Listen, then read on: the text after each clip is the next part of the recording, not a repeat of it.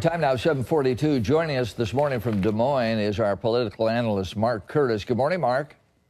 Good morning, Ross. Listen, there seem to be three things: voter turnout, the youth vote, and a demand for change. Kind of three overriding messages from the Iowa voters. And the interesting thing is you saw it on both sides of the aisle among Democrats and Republicans. I think the change issue is probably the big one. People just want a new face. They want new ideas. Barack Obama represented that to them on the Democratic side, Mike Huckabee on the Republican side. We'll see if this whole push for change, though, plays beyond the snow here in Iowa. You were able to go into a caucus last night, a Democratic caucus. What was that like?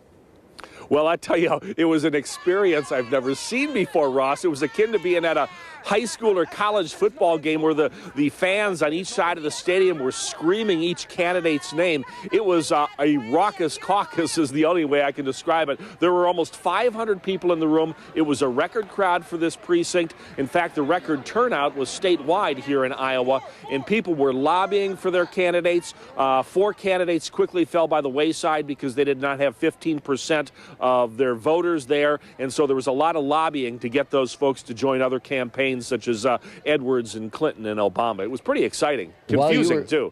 While you were talking there, we're seeing the video that you took, and there was a lot of yelling and screaming, but yet it wasn't mean-spirited. A lot of smiles on people's faces.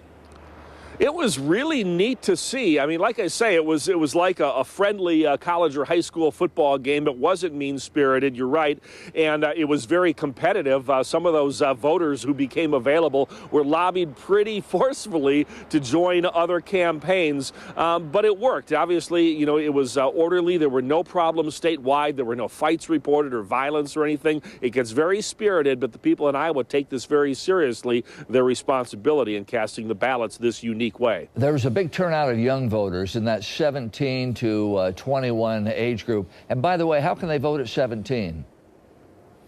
Well, people who are eligible to vote in November. So if you're 17 now, but you will turn 18 by the November general presidential election, you were eligible to participate last night. All you had to do is show a driver's license to prove that.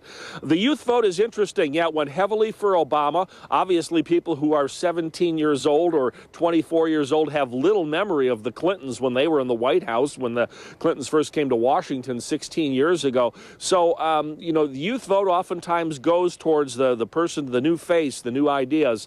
But the big problem for Barack Obama, if he becomes the nominee, is getting the youth vote to turn out in November, because historically, people in the age range of, say, 18 to 30 are the lowest voter turnout in the nation. So that becomes a big obstacle. It's an asset now. It becomes a big problem later, getting them to actually vote. Another thing about Barack Obama that's in his favor, he won in a state that is 95% white.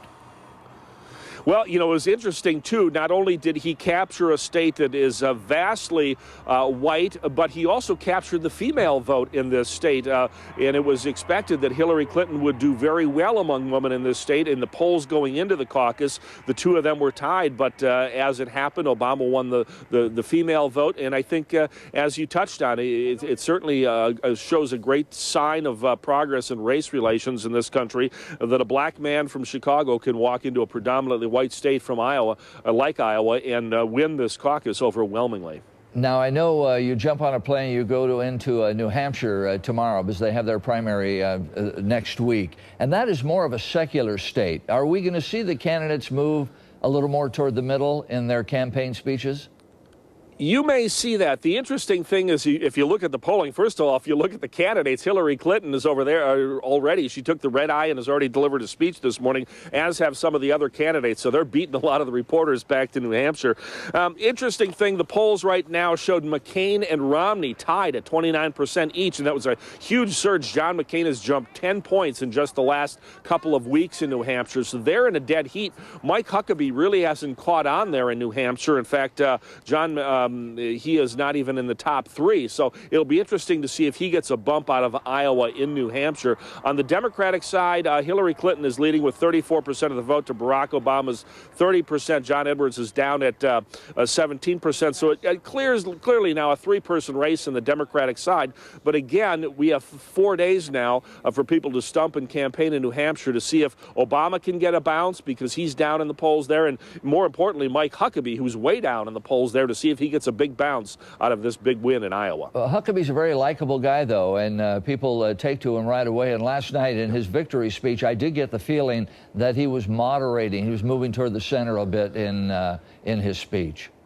You know, I got that feeling too, Ross. And the interesting thing about Huckabee's speech and Obama's speech is they were very similar. Now, we're talking about two guys at opposite ends of the political spectrum. Mike Huckabee is a Baptist minister. He's a preacher by trade. But I tell you, watching Barack Obama, he very much had that Southern preacher cadence to his speech. Obama's acceptance speech last night, or his victory speech, was one of the best I've ever seen. But he and Huckabee sounded a lot alike last night, talking about change, talking about trying to unify the country, trying to make appeals to independents as well as people beyond their party lines to come into the fold. And obviously, independents are going to become a huge part of this election, not just here in Iowa, but New Hampshire and beyond. 40% of the people who cast their ballots last night in Iowa were independents. It was a record turnout, and I have a feeling we're going to see that happen time and time again as we get through the caucus and primary season across the nation. Mark, as somebody who is just politically passionate about the game, what surprised you the most about what happened in Iowa? Well, I guess the thing that surprised me the most was Rudy Giuliani not even showing up here. He got, 4% of the vote last night. He never campaigned here. He has campaigned very little in New Hampshire, although I understand he's there today. He's focused far ahead on Florida, which is the 29th of January. It's going to be interesting because that's a whole new national political strategy he's trying. The old game was go to Iowa, go to New Hampshire, go to South Carolina, and just mow them down like dominoes. Rudy Giuliani is really skipping the first couple of key primaries, and he thinks he can have a big Super Tuesday on the 5th. He thinks he can win Florida, but I tell you, for a guy who was a national front runner in the polls, it's a very, very dicey campaign strategy. It may well backfire, but we'll see. Yeah, so you get on a plane now, you go to New Hampshire. I guess we'll talk to you Monday morning. I will be on with you next week from Manchester, New Hampshire. Looking forward to it. Catch a plane there tomorrow.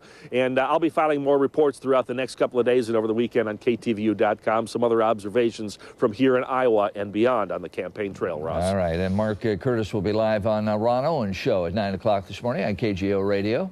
I'll be listening. That's right. All right. Thank you, Thanks, Mark. Mark Curtis live in Des Moines. Time now 7:49. Let's go back to the desk.